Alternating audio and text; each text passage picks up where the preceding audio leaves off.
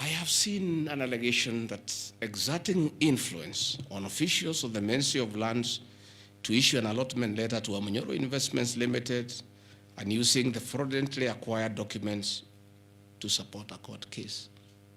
Again, Wamunyoro Investments Limited was never allotted any land. This parcel of land, 209/12077, Wamunyoro acquired at 24 million shillings in the year 2012. The documents are there, we'll give them to you. Purchase from a third party. Somebody went to the National Land Commission and lodged a case and claimed the property belonged to him, a former senior outside the Ministry of Lands. And the National Land Commission made a determination, the records are there, that the land belongs to Wamunyoro Investments Limited. Again, he went to the High Court in the year 2022. I was not Deputy President.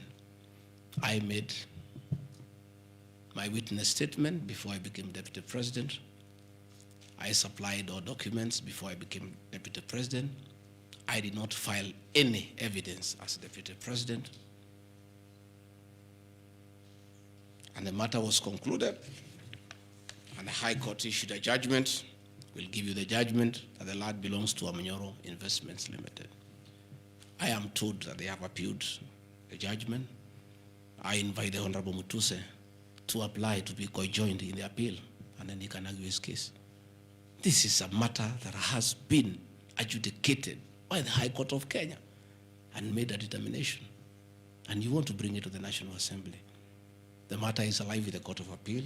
It is sub judice to even discuss it in Parliament because a determination has been made. Irregular procurement of mosquito nets at a cost of 3.7 billion.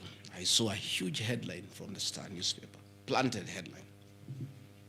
This is the most ridiculous headline I've ever seen. And this is the most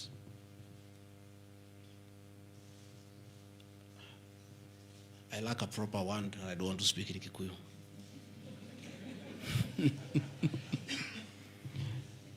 I think somebody needs to give me some water. What I'm looking for.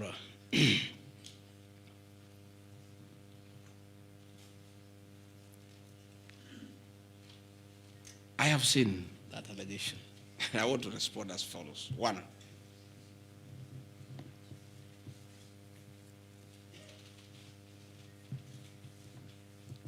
there is Andrew Murwa. He has sworn an affidavit with the false allegations. And he had better be very careful. Because he has made a statement on oath. In the affidavit, he says that Deputy President was involved in KEMSA 3.7 billion irregular procurement of malaria nets, either directly or through proxies. Further,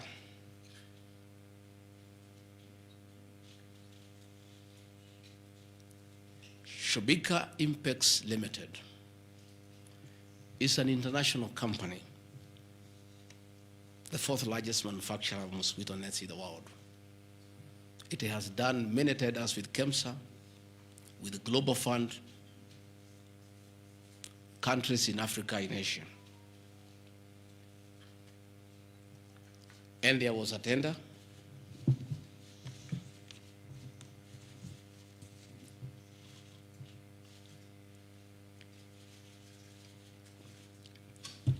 There was a tender funded by Global Fund through KEMSA. And it was an international tender for manufacturers. The company owned by my son Christo Kenya Limited are not manufacturers. And they did not participate in any way in the tender. In any way. What happened is that in the year 2014, 8 years before I became Deputy President, Shobika Impex Limited appointed Christo Kenya as their local agent, whose work is to do their errands, and follow their supplies at the ports of entry. Crystal Kenya did not participate in this tender. It was done by Shobika. KEMSA wrote to Shobika and said, your tender was not successful because you had a problem with pagination of your security document. Pagination. Those of you who have done tenders, you number the pages. And if they are not right, you can be disqualified. And therefore, they were told, can you come and collect your bid board, your original bid board? That's what happens. If you participate in a tender and you don't win, you are asked to collect your bid board. And they kept on coming to collect the bid board. It was not available for almost 3 months. And they asked the local agent, that is Crystal Kenya Limited, can you follow up on our behalf? We participated in this tender, we did not win. We have a letter asking us to collect the bid board. We are waiting for it because this is money that is tied as our agent in Kenya. Can you follow up? And that is why when my son on behalf of Crystal Kenya Limited went to KEMSA trying to follow up. And when it was not working, he brought it to my attention and I made a call to Mr. Andrew Mulwa, asking, my son has been here. There's a little issue about a bid board of an unsuccessful tenderer. Why is it that this is money that is tied? And these are foreigners, these are foreign investors. We don't want to make life difficult for them. Please, why don't you release it to it unless there's a problem? Oh, he said, no, the matter is under investigation. That is why we cannot release it. The bid board is with the SEC. I said, fine. If the matter is under investigation, so be it. Right along, the investigations were over. EACC wrote to KEMSA and returned the bid board. KEMSA in return wrote to Shobika and returned the bid board. End of story. Shobika did not win the tender. They were not awarded the contract to supply the nets. No nets were supplied by Shobika. No public funds were lost. And we are told by Deputy President asking why a bid board to a tenderer who has failed to win cannot be returned. He endangered the lives of the people of Kenya. That is how absurd the allegation is. There is no evidence that the company with my son participated in the tender. They did not participate. There is no evidence that the Deputy President interfered with the tender. The only crime is that urging so that we don't frustrate foreign investors. If they were not successful, why are you keeping their tender security? You need to give it to them. And it was a lot of money. I think it was 500 million or something like that. So I want to say this is a very ridiculous, and I take great exception to the headline by the Star. Please, we'll give you the documents.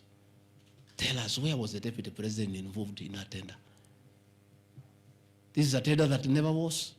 And for the record, to show that this tender had no problem, after the investigations, during the investigations, the CEO, Terry Ramathani, was suspended to allow investigations, as it should be. And Mulwa became the CEO. Mulwa was not there during the tendering. He came after the tender had been annulled. And he was dealing with the aftermath of the annulment of the tender, that is returning the bid boards, sending document to ACC. After investigations by ACC and the Senate were concluded, Terry Ramathani was appointed by President William Ruto as the Deputy High Commissioner to India. That tells you, because when those appointments are made, the head of public service rights to ACC, DCI on issues of integrity. Terry was cleared, which means there was no scandal. And again, and most important, no public funds were lost, no nets were supplied. Therefore, this is another fishing expedition to just justify the 5.2 billion. I think that is why they were putting the 3.7 billion to make the maths to add up. You know, when you want to talk big figures, you must look for 3.7, 600, and all that. Even all these things I've read here, if you take your phones, we are nowhere even, we have not reached 2 billion. Because Olive Garden, 400 million. Queen's Gate Apartment, 600 million. Outspan and Treetop, 600. So these are just figures that were being put to the people of Kenya so that they can see us into bad light. Unnecessary and expensive renovation at the official residence in Karen and Mombasa. How Mutusen knew it's unnecessary, I don't know. He has never been here. You guys were here before. When President William Ruto was deputy president, he was denied funds for 5 years. This place was in very high state of disrepair. It took me 7 months to move in. The roofs were leaking, the toilets were blocked, the septic tanks was broken down, the borehole was broken, there was nothing. Parliament, in its own wisdom, allocated funds for the renovation of this residence. As a deputy president, I have nothing to do with public expenditure. In fact, at that time, the accounting officer, between 2022 and 2023 financial year, was the State House Controller. Procurement was done, tender was awarded, and the renovations were done. As and you can see, the place looks good. There was need to dignify the office of the deputy president because he has a function of coordinating development partners. Ambassadors and high commissioners and all sorts of international visitors are always here. So to dignify the office of the deputy president, the residents needed to be in the right standard, and that is not my decision, and I have nothing to do with it. As for the contractor who was awarded the job, I don't know him, and I don't need to know him. I have no business. Where he transferred his money, I would not know. I have no access to his account. Whether he is related to me, the answer is no. I don't know him. And for the record, I don't wish to know him because it's not necessary.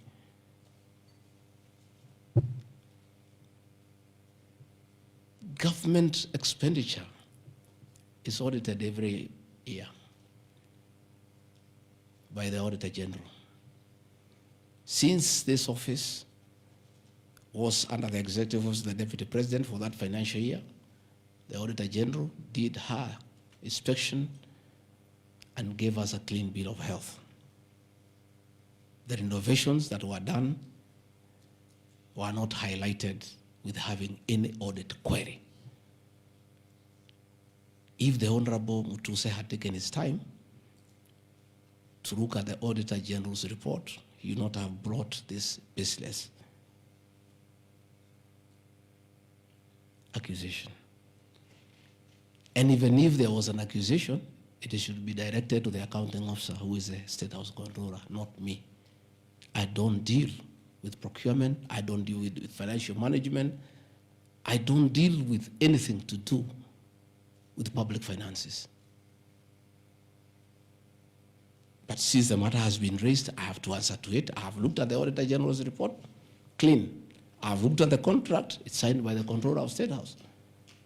As to the work, that I can attest, they did a very good job. And this residence has been dignified. The same with the residence in Mombasa. You know, the residence in Mombasa is where President William Ruto and his wife, Mama Rachel, were chased away, and the house allocated to the regional commissioner. And on assuming office, I took up the residence. It was in state of disrepair. Again, it was renovated. It's a good place. And I normally go there when I go to Mombasa. And it makes a lot of sense. Because before the renovation of that residence, anytime I went to Mombasa, I normally have a huge delegation of security people, hospitality, and all that goes with the office, not really me. The bills were very expensive. It makes a lot of sense to have an official residence for the Deputy President in Mombasa so that when he is there, you cut down on public expenditure.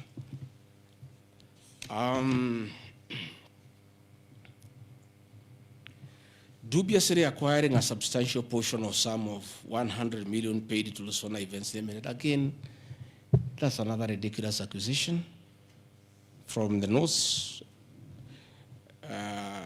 This is people who give services here for events. We have many meetings. You have come here for IBEC. There are tents put up here to the required standard. We have meetings here for development partners. This is a very busy residence. Most of you have been here. Again, I don't get involved in procurement. That is the work of the accounting officer and his team in public finance management. As to the person who does that work, I don't know he or she, and I have no business knowing who does the work. Those are things that are not in my purview. Again, the ridiculous accusations that that money came to me, one would have to demonstrate how it came to me. Was it brought to me through my account, through cash? Who was there? What is the evidence? Again, it is just trying to throw mud at me. And I want to say that that accusation is baseless, and we believe we want to see the mover of the motion coming up with tangible evidence. Again, these accusations lack particularities and specifics. They are just generalized accusations. Again, we'll be challenging that again in court because there is a ruling that grounds of impeachment must be well-grounded and must be particularized and specific. This is just an allegation. Where is the nexus between the supplier of events to this residence and the Deputy President, Gachagua? There is no nexus. I don't know the person. I don't know the company. I'm not involved in the procurement. I don't even know how it is procured. All I do is I want events and they are arranged and I take part in those events. Those accusations of funds utilizing the Deputy President, in the office of the Deputy President, coming for my personal benefit are ridiculous, unfounded, and totally malicious, and there is no evidence whatsoever. And I want you people of the press to also have these people to give you the evidence. Don't just write headlines. Ask, where is the evidence? Where are the particulars? You know, you don't just allege, oh, this particular supplier, this money went to the Deputy President. Yes, fine, that is good. How? How did it go to the Deputy President? You must explain.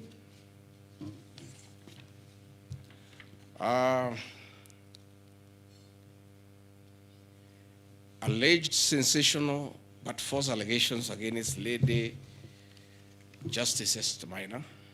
It is alleged that the special notice of motion at ground 4 had a gross violation of the Constitution, that I publicly attacked the Lady Justice Esther Maina and forcibly threatened to bring action against her. I did not threaten to bring any action against Justice Maina. I did bring action against her. I was just informing the public because I'm a public officer and I have freedom of speech. I have filed petition before the Judicial Service Commission against Justice Esther Maina in issues I felt I did not get proper justice. So I did not threaten her. I did what the law says. If you are not happy with the conduct of a judge, you file a petition before the the Judicial Service Commission, which I have done.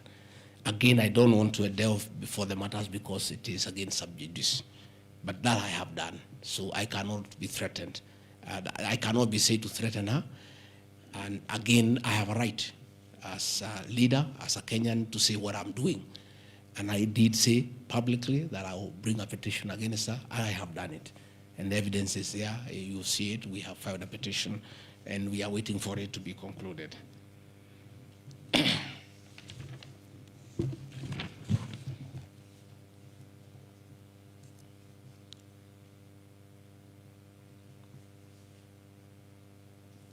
Again, I want to emphasize that my statements were protected speech consequent to a decision by the land judge in a matter involving my personal assets, which I disagree with and found to be wholly unfair. The matter having been concluded at that stage, my criticism of the decision was not sub judice, nor in any other manner prohibited by law.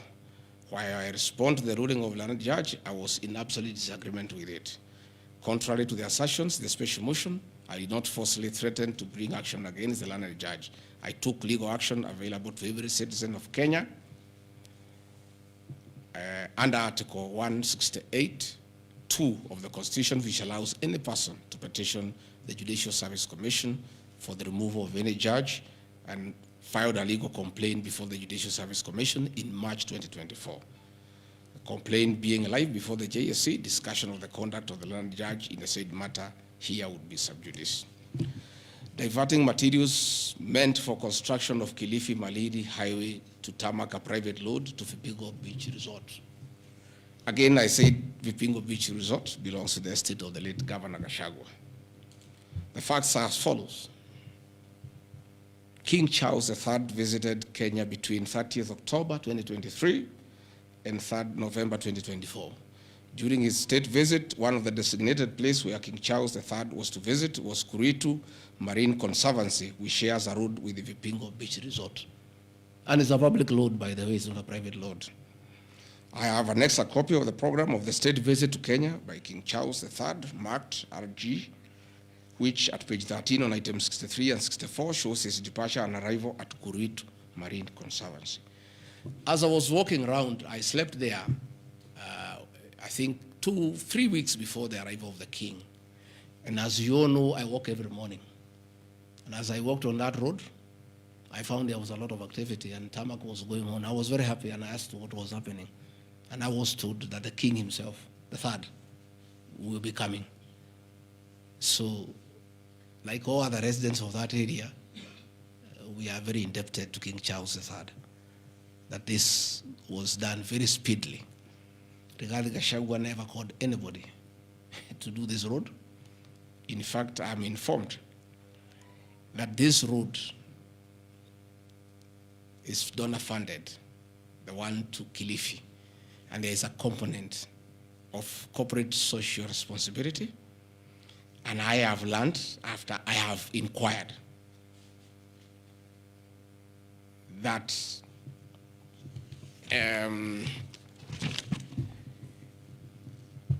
these people of that road is called Takaungu Shariani Vipingo.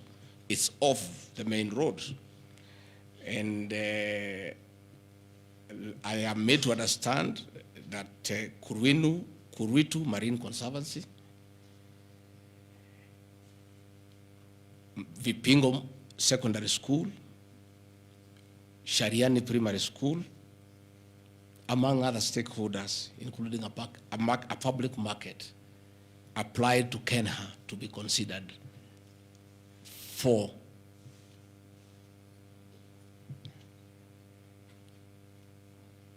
corporate social responsibility. And I think the issue of the king hastened that request. And that's why I said we are grateful to the king. Again, I invite evidence to show that I influenced that road. In any case, I would like to know the member of parliament for that area, how he will vote in this motion. He should be a very happy man. If Deputy President Rigathi Gachagua occasioned a tarmac road to be done in his constituency, he should vote for me. But I didn't. And when I went there, that Shariani market, people are very happy with that road, because I walk there in the morning when I sleep there. People are very happy with that road. The secondary school there, the boys and girls are very happy. The primary schools are there. And again, contrary to the assertion by the Honorable Mutuse, it's not a private road, it's a public road. And it is serving many people, a primary school, a secondary school, a market, and a whole community, including the family of the estate of the late Governor Ruto Gachagua. We are just beneficiaries of good deeds by our government that were hastened by the arrival of His Majesty the King III. Undermining the President and the Cabinet by allegedly making contradictory public statements from the position taken by Cabinet regarding the evacuation of the people residing along Nairobi River. To start with, for the record, President William Ruto has never complained to me that I have undermined him. If he has told that to Honorable Mutuse, I would like to know that he has complained to Honorable Mutuse that his deputy has undermined him. Article 147 of the Constitution provides the Deputy President shall be the principal assistant to the President and shall deputize for the President in the execution of the President's functions. Article 28, which states that every person has inherent dignity and the right to have that dignity respected and protected. Article 29C, which states that every person has the right to freedom and security of the person, which includes the right not to be subjected to any form of violence from either public or private sources. Section 152G1 of the Land Act, which states that notwithstanding any provisions to the contrary in this act or in any other written law, all eviction shall be carried out in strict accordance with the following procedures. A, be preceded by proper identification of those taking part in the eviction or demolitions. B, be preceded by the presentation of the formal authorizations for the action. C, where groups of people are involved, government officials or their representatives to be present during an eviction. D, to be carried out in a manner which respects the dignity, right to life and security of those affected. Include special measures to ensure effective protection to groups and people who are vulnerable, such as women, children and elderly, and persons with disabilities. F, include special measures to ensure that there is no arbitrary deprivation of property or possessions as a result of the eviction. G, include mechanisms to protect property and possessions left behind involuntarily from destruction. H, respect the principles of necessity and proportionality during the use of force and give the affected person the first priority to demolish and salvage their property. Critically, our Constitution provides at Section 147(2) that first, the Deputy President shall perform the functions conferred by these constitutions and any other functions of the President as the President may assign. Pursuant to Article 3 of the Constitution, I, as well as every citizen of Kenya and state of public officers, have the obligation to respect, uphold, and defend the Constitution in performing any of my functions. The national values and principles of governance contained in Article 10 of the Constitution by those state organs, public officers, and all persons, including myself as the Deputy President, wherever we make or implement public policy decisions. In relation to this matter, these national values and principles include the rule of law, democracy, and participation of the people, human dignity, equity, social justice, inclusiveness, equality, human rights, non-discrimination, and protection of the marginalized. Adherence to these principles became extremely important when we, as state officers, are contemplating legal evacuation of citizens with a duty to avoid inhuman forced evictions that would be contrary to our Constitution and international law. While campaigning with the President, and subsequently when I was sworn in as Deputy President, you can remember, I promised as a key pillar to the Kenya Kwanza government that there will be no forced and unlawful evictions and that all evictions shall be human and entail legal compensation. You remember my inauguration speech. I said never again shall this administration carry out inhuman evictions in a brutal manner as was done in the previous administration. I and my office, the Office of the Deputy President, have undertaken extensive engagement with all parties in regard to the cabinet decision on eviction, which I fully support, including the Nairobi River, which is an entity under the ODP and County Government of Nairobi. Adherence to these principles become extremely important when we as state officers are contemplating legal evacuation of citizens with a duty to avoid inhuman forced evictions that would be contrary to our Constitution and international law. Guideline number 6 of the United Nations General Assembly, guidelines for the implementation of the rights to adequate housing, prohibits forced evictions, and the state should ensure that any eviction under domestic law are fully compliant with international law. The guidelines further require meaningful engagement with communities to ensure that the rights of residents are implemented cooperatively without the need for eviction procedures or police enforcement. I have supported the implementation of cabinet directives on the eviction, safe for the fact that on being informed that each person residing at the Nairobi River was being evicted and paid only 10,000 shillings, which I and many other Kenyans felt inadequate compensation for eviction. I insisted that the government should abide by constitutional dictates and international norms while implementing any cabinet decision, including eviction, and maintain the dignity of citizens of Kenya facing evictions. My statements did not and cannot be construed to undermining the president, because the president, like me, sought to defend the very Constitution. I hope I'm very clear. Am I clear? I cannot, I will not oversee, supervise, forced, brutal eviction against the people of Kenya. That I will not, and I can't.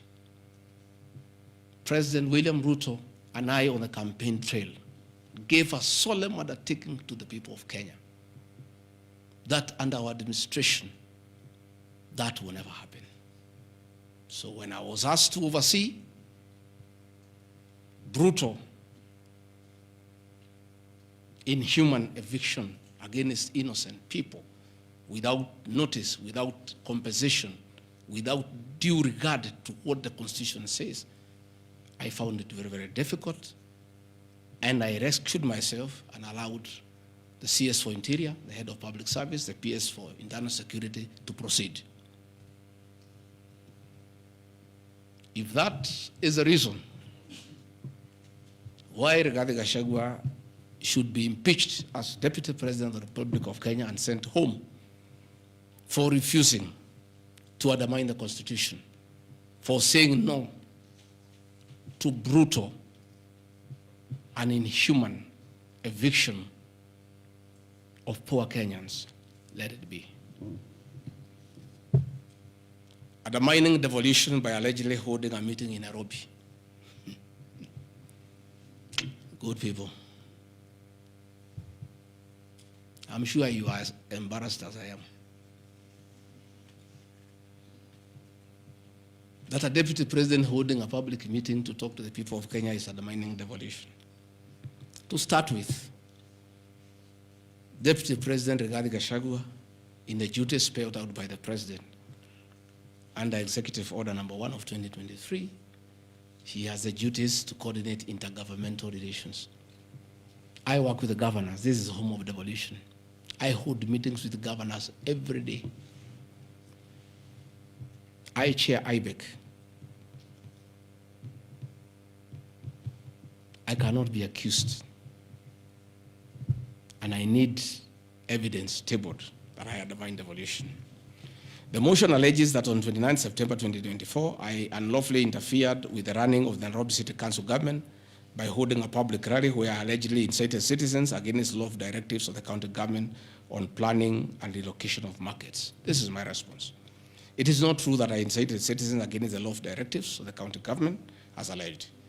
I wish to clarify and point out that when I held the public rally, I merely requested the governor of Nairobi County to speak and listen to grievances which were being raised by the market traders. Videos will be produced tomorrow in the National Assembly. I, regarding Gachagua, asking Governor Sakaja to take time to listen to the people and listen to their grievances. The traders had sought me out to intervene and request the governor on their behalf to dialogue with them and seek a solution to their grievances with regard to the relocation of markets. Had the governor listened to these traders, they would have had no business coming looking for me. All I was saying is listen to the people. Before you relocate them, have public participation. Most of those traders have lived in Wakulima market for 40 years. They wanted to discuss with the governor what happens to us, what happens to our customers, what happens to the distances that we cover, what about the extra cost of going to the new relocation. And I think the traders were right. Requesting a meeting with an elected leader is their right. And when they requested me to go and meet them, because they were desperate and they needed somebody to hear to them, I did go and speak to them. Again,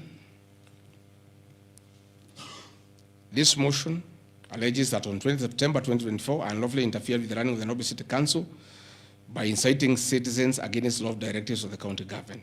The leadership of Nairobi business traders approached me sometime in March 2024 at my official residence to discuss multiple issues affecting business and requested engagement in the resolution and intervention on these issues adverse to business. Consequent to this meeting, I directed that short, medium, and long-term strategies be undertaken, coordinated by the Office of the Deputy President, to address the issues raised that are cross-cutting with agencies including KRA, Kenya Post Authority, Counterfeit Authority, Kenya Bureau of Standards, the National Police Service, Kenya Copyright Board, given that the violation is under the Office of the Deputy President. I was just doing my work. On 11th April 2024, the Small Traders and Government Agencies Technical Committee, coordinated by my office, held a meeting to discuss issues raised by the small traders, including Udhuru Market, attended by ODP staff in a supportive role in keeping with the draft framework of cooperation and engagement between government, Nairobi City County, and the Nairobi business traders. Subsequent to that meeting, a meeting on 24th April 2024 between Nairobi City Council and the Nairobi small traders and numerous others, the ODP on 22nd July 2024 invited His Excellency Johnson Sakaja, among other state officers, to a meeting at ODP. Officers scheduled for 22nd July 2024 to review the draft framework of the cooperation and engagement between the small traders and the government of Kenya. On 3rd September 2024, the ODP wrote to Governor Johnson Sakaja and all other stakeholders, submitting a final combined draft of the framework for review and feedback. After all the engagement between all the parties and the draft framework, Governor Sakaja decided to arbitrarily proceed with the relocation of Muthungwa Market. That gave rise to the cry by the people. Meetings had been held, a framework had been agreed on. And as an elected leader, as Deputy President, I think going to listen to people who are in anguish, who are crying, is responsible leadership. The government that President William Ruto and I lead is a listening government. And going to listen to people cannot be an impeachable crime. I would like to know how members of parliament would want to send me home for going to listen to people who are crying that they need to be listened to. I would like to understand. Undermining devolution by allegedly holding meetings to fight alcohol.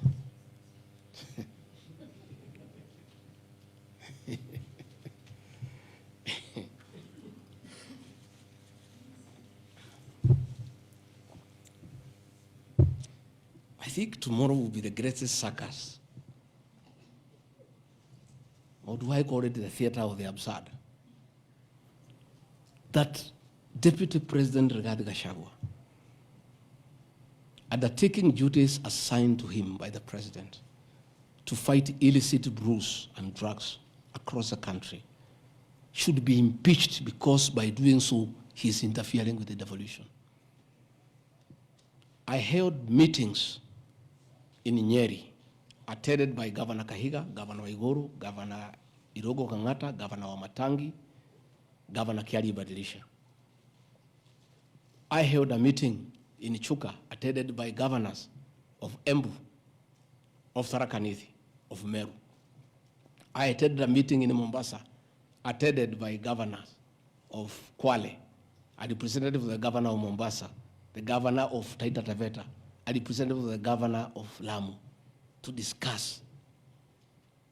I held a meeting in Nakuru, nearly with all governors present, and all of us jointly, under my chairmanship, the Ministry of Interior and Governors, we agreed on how to tackle the menace of illicit brews. And we have a good story to tell. Out of those efforts, our young men who are sleeping in trenches are back home. Women are very happy their husbands are back home and they are bringing food. In fact, some children have been born. Some have even been named Gigi because of the effort that I have put in fighting illicit brews. I think the people of Kenya would be shocked to hear tonight that one of the accusations against their deputy president and why he should go home is because he led the battle to fight illicit brews and drugs that has caused havoc among our young people. Please, if Rigathi Gachagua is a problem, why don't you assign this job to somebody else? Because this job must be done. We must get our children off drugs. We must fight illicit alcohol. And saying that you want to impeach the deputy president because fighting illicit brews and drugs is interfering with the devolution. I think this is the greatest joke of the year. Even the 291 MPs who signed this motion, most of them, because I know them, have looked for me personally to thank me for the way I have successfully led the war against drugs and illicit brews. And that is why that sham public participation should have had my responses so that the women could hear that one of the accusations against the deputy president is that he should be sent home because he was leading the war against illicit brews and drugs. I don't know. I think there is something wrong in this country. That somebody has sat down to draft a motion to impeach the deputy president of the Republic of Kenya. And one of the grounds is that he has interfered with the devolution by leading the war to fight illicit brews and drugs. This is a height of absurdity. And Parliament will be the theater of the absurd. I would like to hear what is the nexus between fighting illicit brew and interfering with the devolution. I would like to know. I've never had any governor complain. I've never had any MCA complain. I've never had any Kenyan complain. The only Kenyans who have complained are few. They are the manufacturers who are manufacturing poison under the guise of producing alcohol. Those are the only few ones.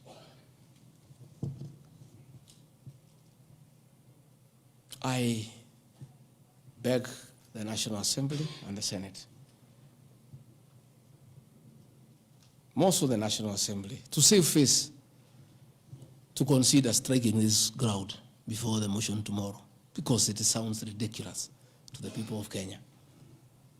Again, If Deputy President Gachagua has to be sent home for fighting drugs and illicit alcohol, so be it. Sensational statements against the National Intelligence Service and its Director General and other officers. My response. In addition to this allegation, I wish to state that the National Intelligence Service holds a very critical role in ensuring the safety and security of our country. They are responsible for gathering intelligence and share it with all our law enforcement agencies to ensure that the country is safe at all times.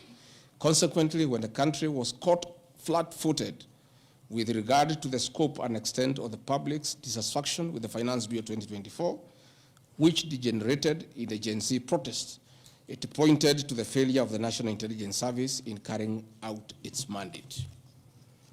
I am persuaded that the National Intelligence Service ought to have known beforehand that the public was completely opposed to the finance bill, and they ought to have briefed the president before the protests began, as this would have caused a change of tact by government regarding the proposed bill, and protest which culminated in the loss of innocent lives and destruction of property could have been avoided. Hence, I express my opinion, as this is in my public media briefing in Mombasa, and my utterances were not any different from what happens to other countries when there is lapse or failure by the intelligence agencies.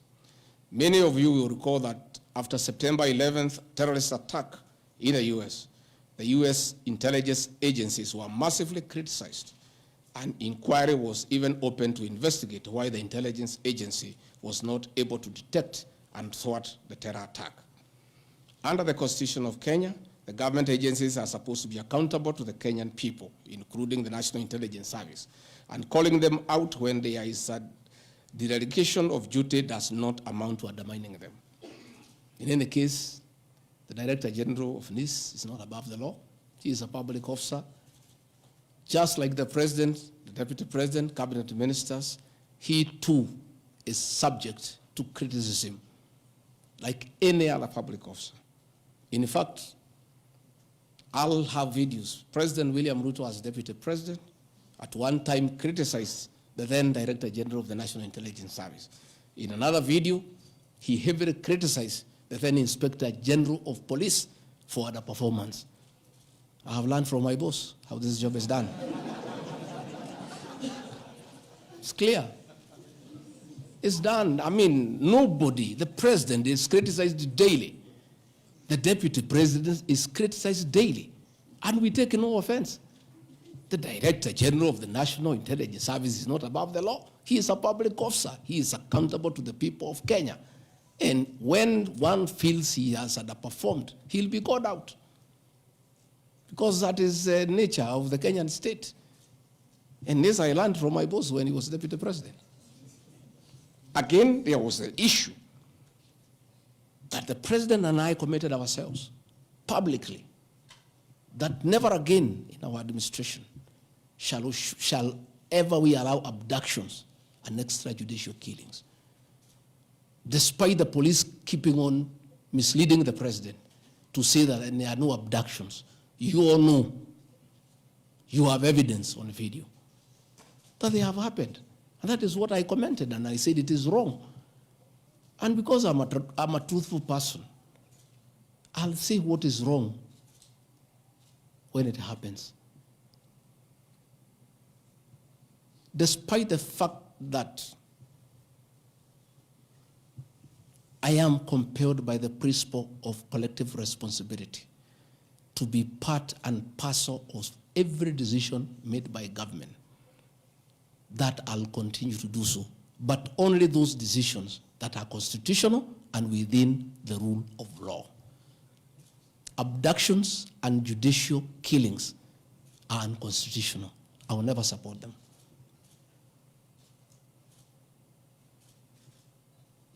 President William Ruto has been criticized left, right, and center. I have not seen him take anybody to court for criticizing him. Why is Rigathi Gachagua being impeached for calling out the Director General of the National Intelligence Service? The Deputy President is criticized daily. The judiciary is criticized daily. The media is criticized daily, including the Star, whom I've criticized today. But that is as far as it goes. And again, despite being just the deputy president, I enjoy a constitutional right in the Bill of Rights, freedom of speech. And if the Director General of the National Intelligence Service was aggrieved, there are mechanisms of how he can take me to court and sue me for defamation. And I'll be able to argue why I said what I said. So that is not a ground for impeachment. I mean, that is curtailing liberties, the freedom of expression, the freedom to hold public officers accountable for their actions.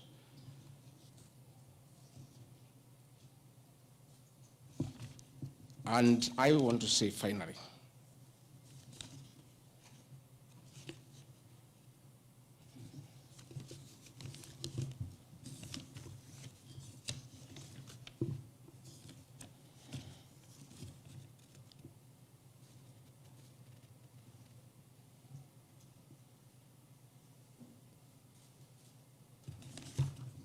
I think I've literally addressed all the grounds because I felt it's important for the people of Kenya to know the allegations against the Deputy President and his responses. And as you have heard, though you are not judges and you are not advocates, there is nothing here that violates the Constitution. There is no gross misconduct. There is no crime that has been committed.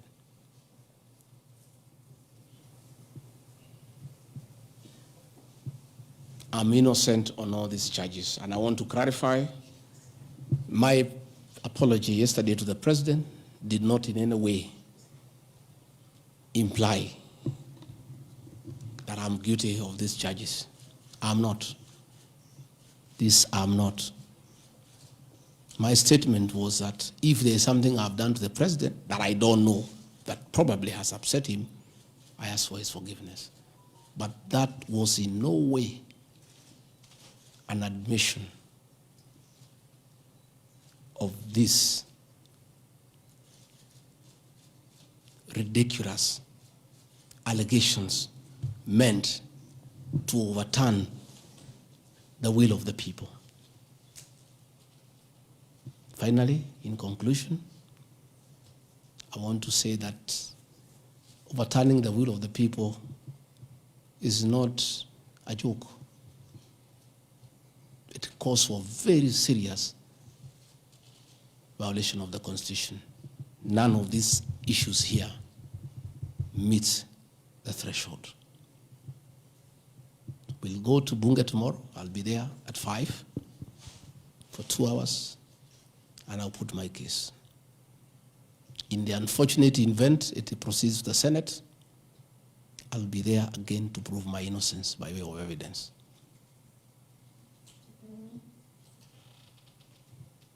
When I called this press conference, there was a lot of speculation that Rigathi Gachagua wants to resign.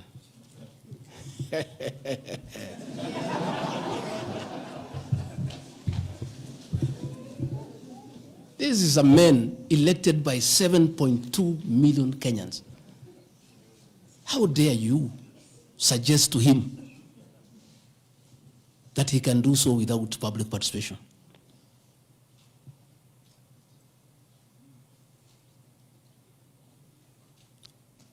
I have no intention whatsoever to resign from this job. I'll fight to the end. I have tremendous respect for our judiciary and the professional judges of the High Court, the Court of Appeal, and the Supreme Court. And in the professional manner, they have handled serious issues affecting Kenya. The impeachment of a deputy president elected by 7.2 million Kenyans is not a small matter. that can hastily be decided by a few members of parliament and senators and wish it away.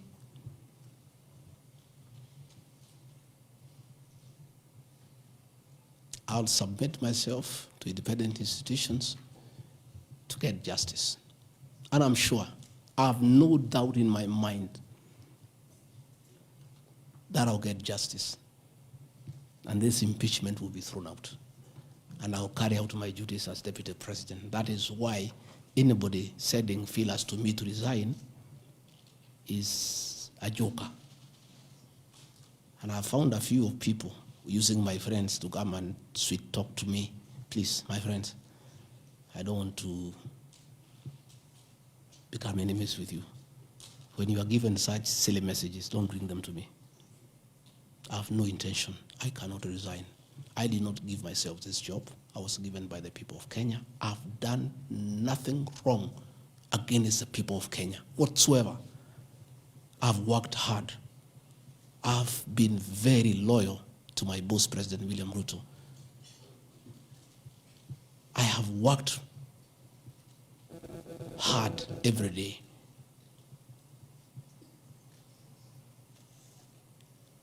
And I will not be distracted.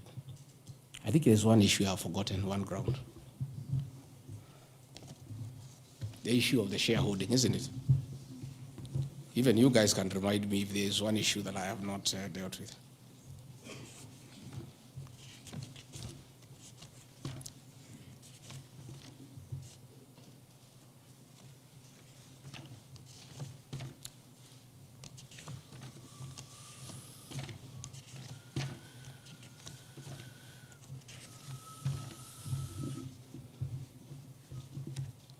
Can somebody there give me my notes on shareholding?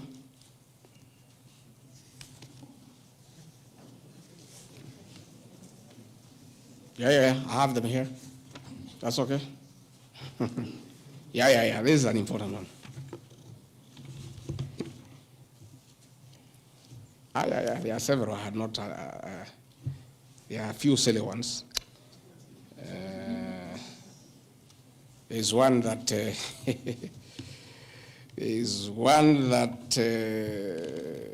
I'm conniving with cartels in the tea sector to block ATDA from implementing guaranteed minimum returns that would benefit small traders.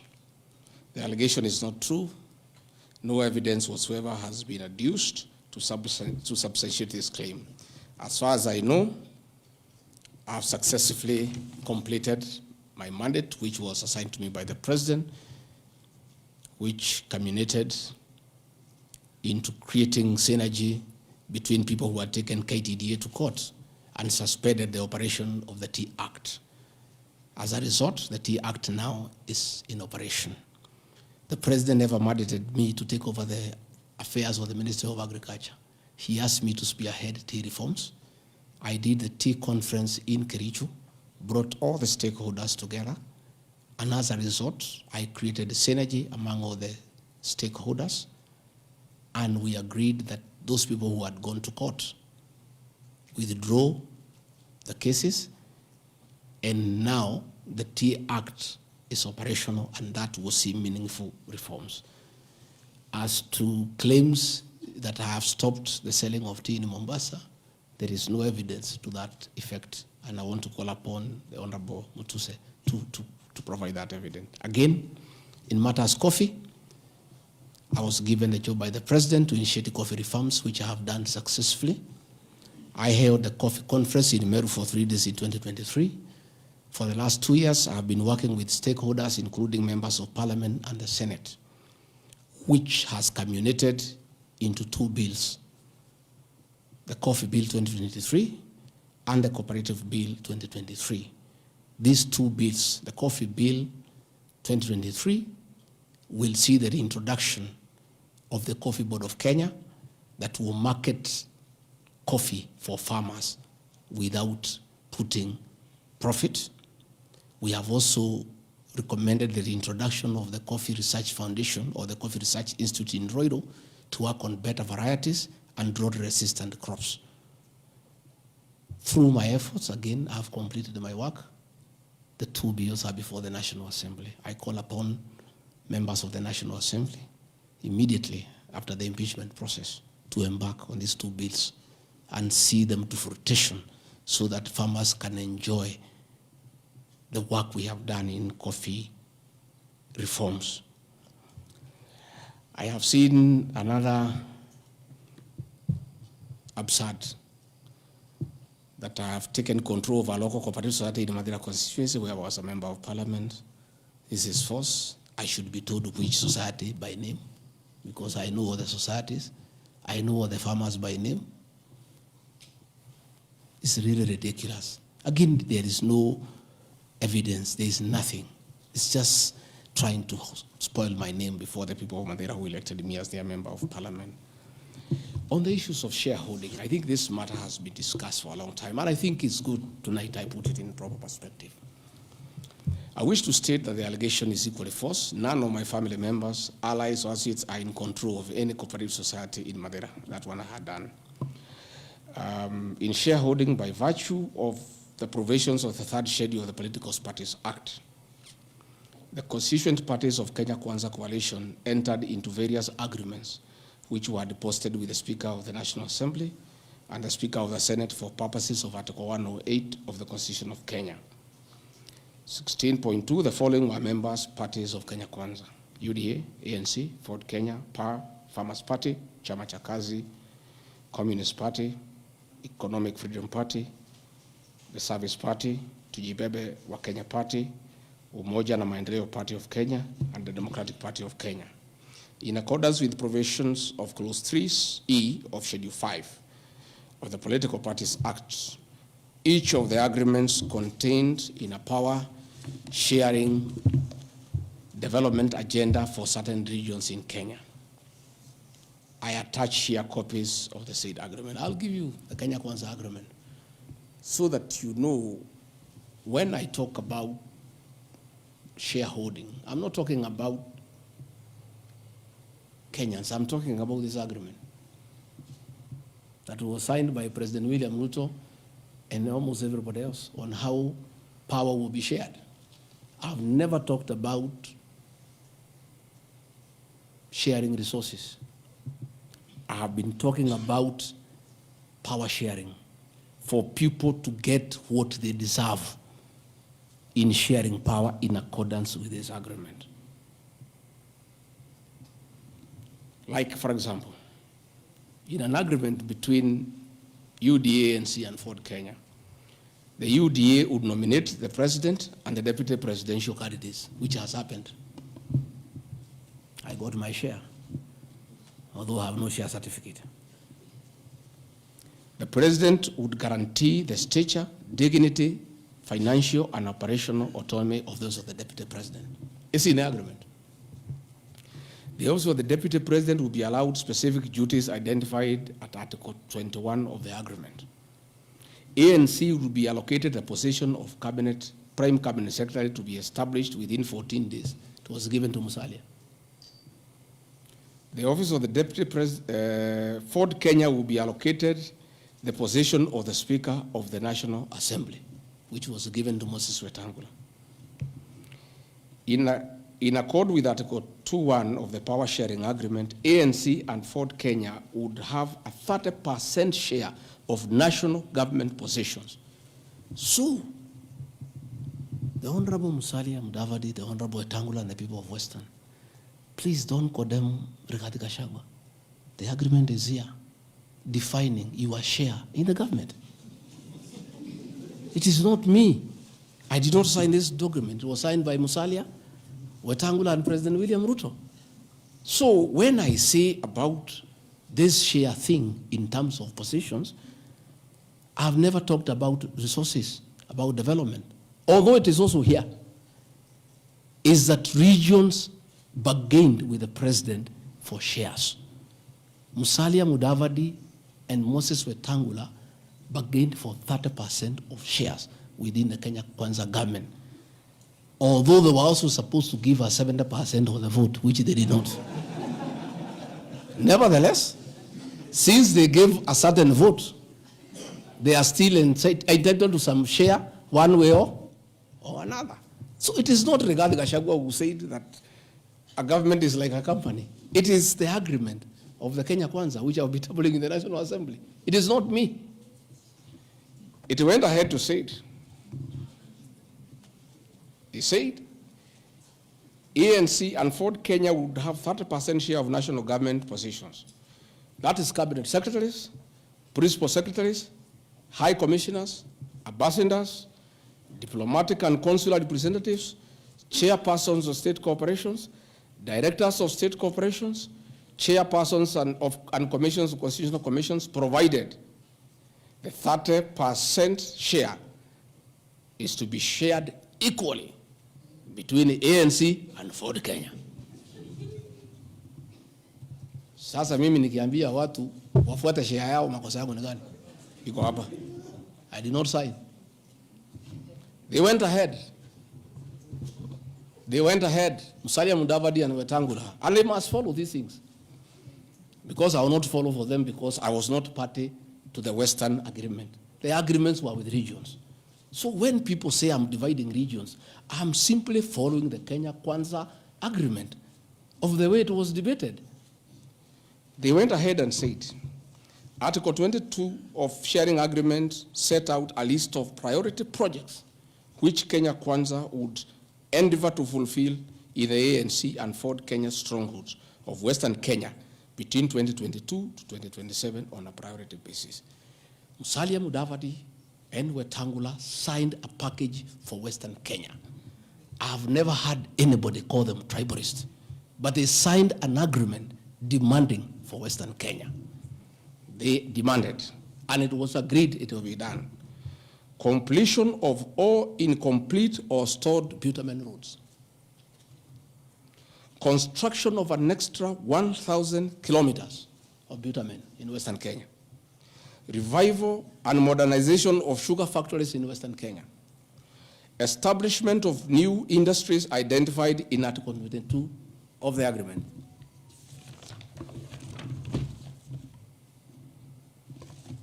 Ladies and gentlemen,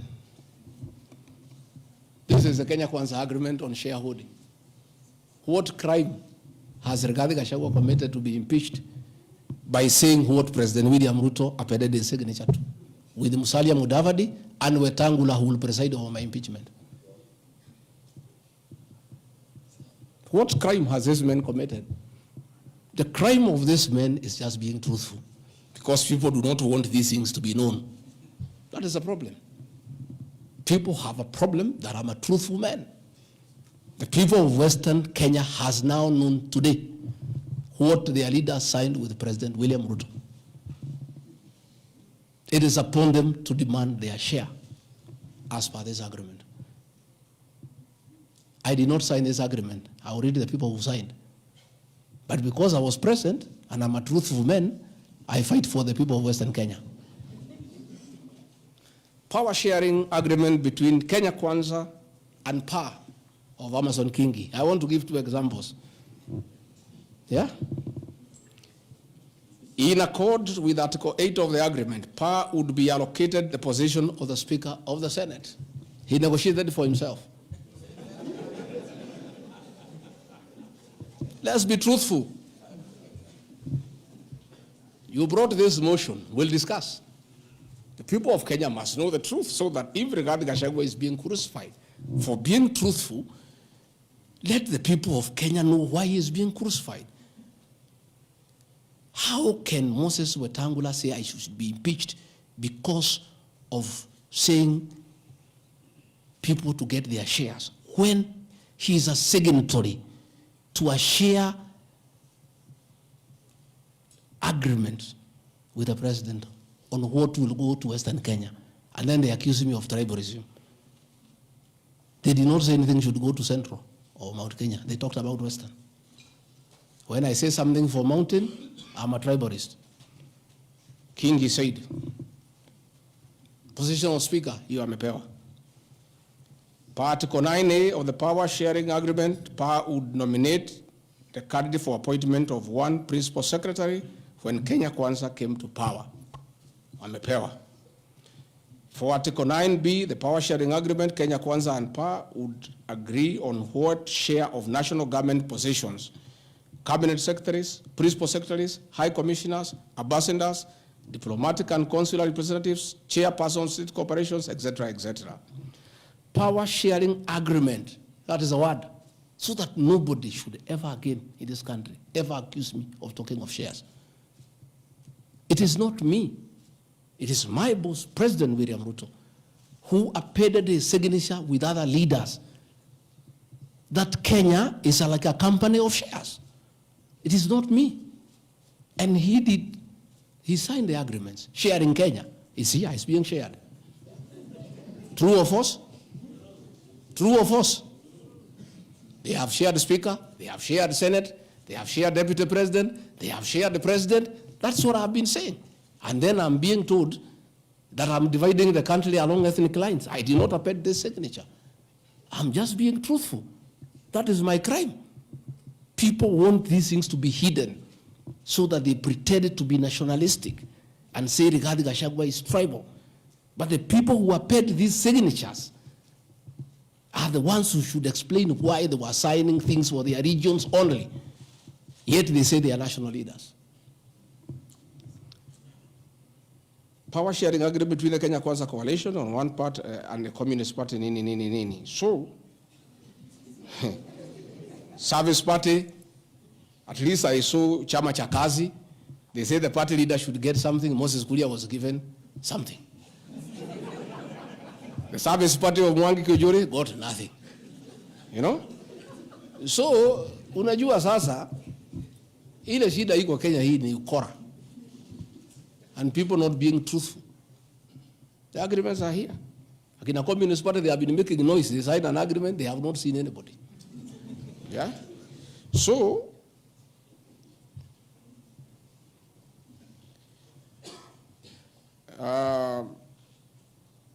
my speeches on the shareholder issue are informed by their aforesaid power-sharing covenants, which are founded on law and lessons learned from the well-known disputed 202 NAC power-sharing agreement. Further power-sharing agreements are a feature of government formation in all democracies in the world that provide the formation of coalitions. My pronouncements on the issue, properly understood, are not only anchored in law, but entirely harmless and incapable of being construed as a basis for ethnic animosity, a danger to national cohesion, or a threat to national unity. On the contrary, coalition building has been one of the most important innovations since the disputed 2007 elections in ensuring stability, equitable sharing of political power, national cohesion, and fostering of national unity. Indeed, Kenya Kwanza's main opponent in the 2022 general election, Azimio la Umoja, One Kenya Coalition Party, was a political party consisting of 25 or so political parties who also executed a power-sharing agreement as required by Schedule 3 of political parties. However, notwithstanding of the said power-sharing agreements, upon election as the Deputy President of Kenya, I went out of my way, as required by the Constitution of Kenya, to serve all Kenyans regardless of their political preferences during the election or ethnic origin. I'll produce videos on all those things. Again, my decision to embrace the broad-based government following the decision of the cabinet after the Gen Z protest is that I support coalition building. And even when the Honorable Wright Odinga came, he got some shares. True or false? I mean, surely, why is Rigathi Gachagua being vilified? By just being truthful. You know, it's good to be truthful. I have heard that my saying we observe this agreement is a threat to national unity. I have never been caught by the National Cohesion and Integration Committee to tell me that I have said something that can create ethnic disharmony. On the issues of one man, one vote, one shilling, I am told again that it can create tribal hatred. How? The one man, one vote, one shilling is not a formula for Mount Kenya region. Far from it. The one man, one vote, one shilling talks about equity. The gist of that formula is that All Kenyans should be treated equally. If we are giving bursary to the children of Kenya, let us agree how many children we have. If there are 30 million and we have 100 million, we divide equally and distribute to every constituency to those children. If a hospital takes care of 1,000 patients, we decide based on population what is the size of the hospital to be constructed in Ruto, where there are 800,000 people. If one borehole serves 500 people, do you construct one borehole in an area where there are 10,000 people? You need to construct more boreholes. That's all. And these populations are everywhere in Western Kenya, in Kisii, in Rift Valley. The high numbers are not just in the Mount Kenya region. This is a formula, in my view, that is good for everybody. Again, it is not a law because I pronounce myself. It's just an opinion. And in our democracy, I think it's only fair to allow people to have freedom of speech and to be entitled to an opinion. There are those who talk one man, 1 foot, 1 kilometer, and it is their right. And we should also listen to them and consider. And all those opinions can be harnessed and people can agree which is the best formula to take care of the people of Kenya. That is all I said. I wanted to read to the people, of course, the projects that were negotiated, but I don't seem to have that page. I produce it tomorrow in Parliament. So that when they hear I am fighting, I'm also fighting for them. Mine, for the Mount Kenya, and President William moving from, we never wrote anything, because I'm a very trusting man. So is my people, as we did word of mouth. So once in a while, we may argue kidogo kidogo because there's nothing written. So sometimes it's when people say I'm blackmailing the president, but I'm simply asking, my boss, we agreed the following, can we please do it? We agreed this on that, can we do it? We agreed that the people of Mount Kenya who had been given jobs by Uhuru will not be removed without being replaced. We don't seem to be honoring that. Can we honor it? We agreed where we needed to replace somebody who has not performed, we exchange 1 for 1. Can we do it? We agreed that we need to give Mau Mau roads priority. Can we please do it? Because that is what we agreed.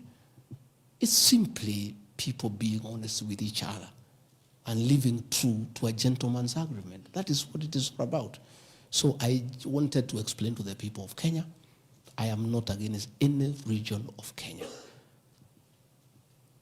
I am just a crusader for honesty and for fulfilling written and unwritten agreements.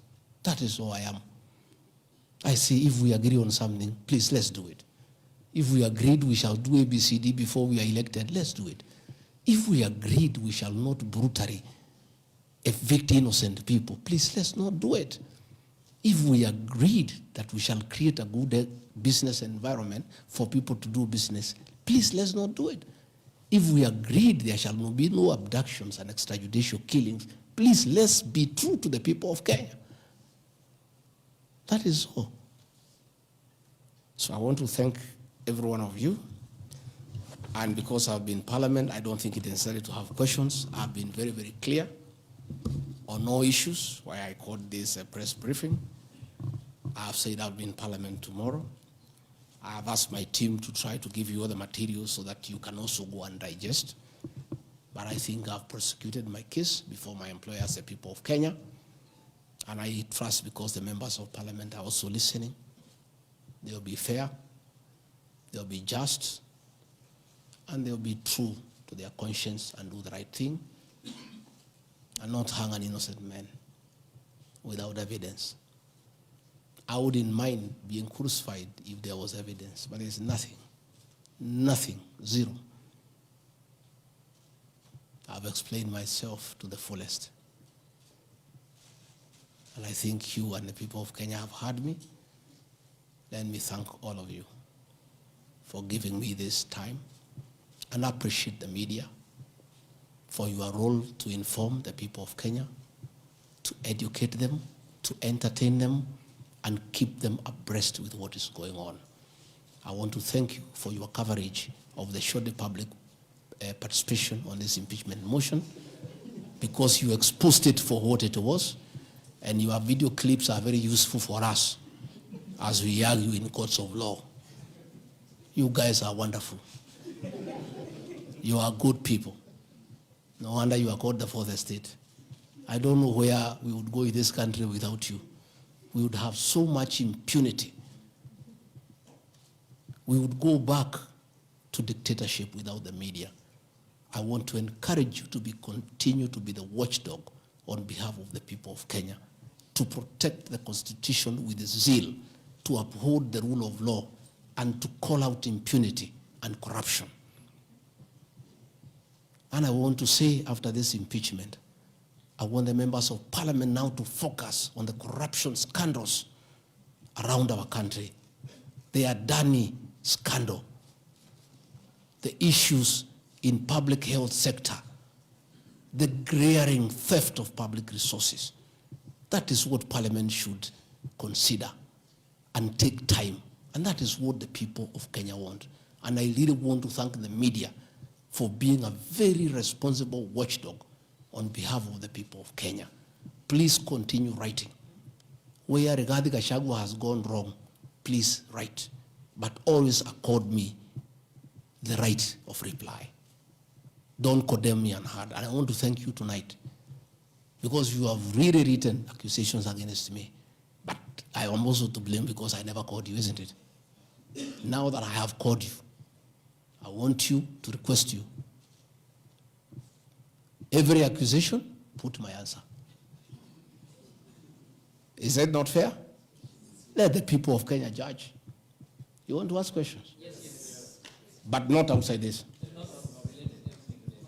Okay. Your Excellency, thank you. We appreciate you hosting us here. You have said a lot in the last more than nearly 2 hours, so I'll be very brief in relation to what you said.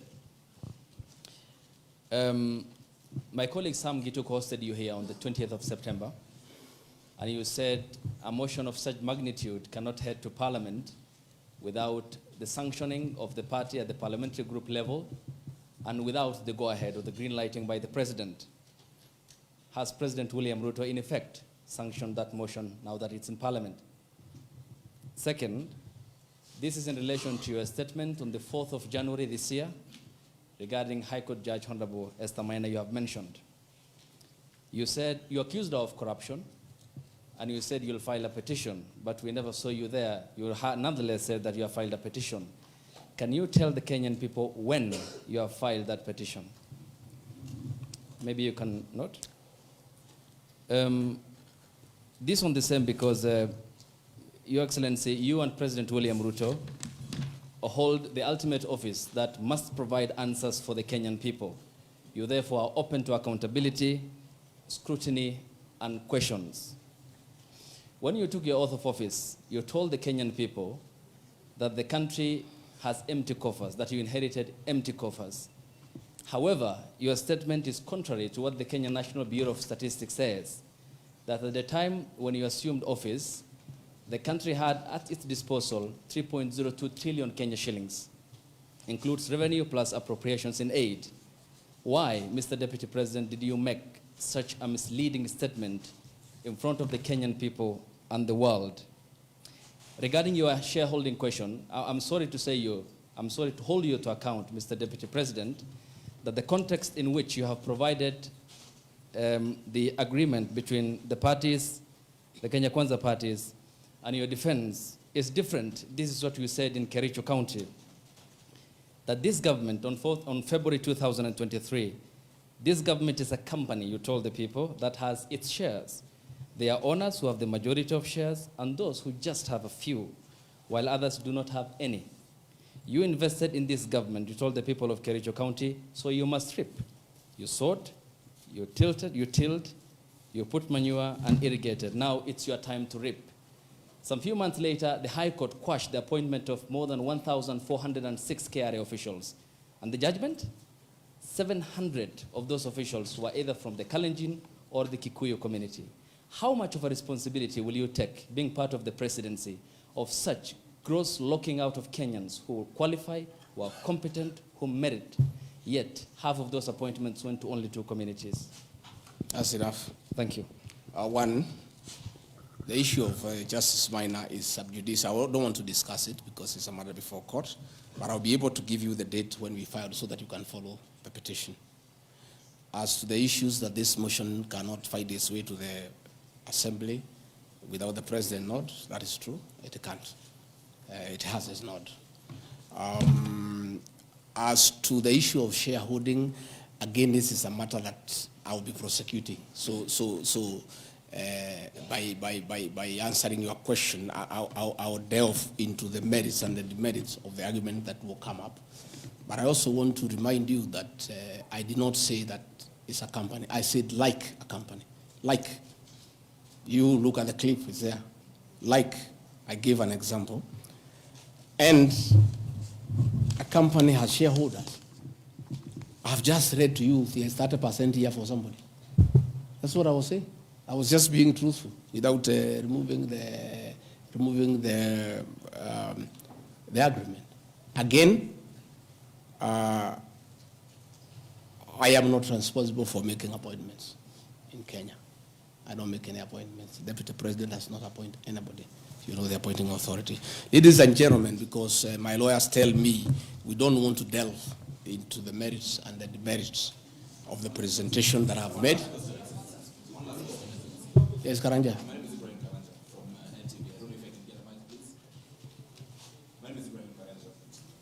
From NTV. Your Excellency, when you apologized to President Uhuru Kenyatta, you said that the words used then were out of political reasons. That's why you are apologizing. So why should Kenyans believe you today that what you're saying is not for political reasons, for your own immediate benefit? My second question, Your Excellency, what next if this impeachment happens tomorrow?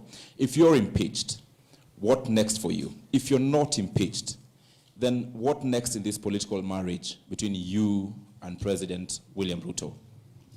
Let's say your answer is what I've discussed here are facts. It's for the people of Kenya to look at the facts and decide whether they have the necessary veracity or not. As to what I'll do or not what I'll do, let's cross the bridge when we get there.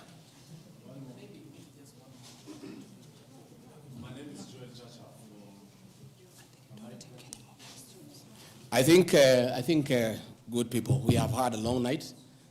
We have had a very long night, and you need to go and file your story. I want to once more thank you very much. Good people, asanteni sana, Mungu awabariki. Tutaonana kesho. Thank you.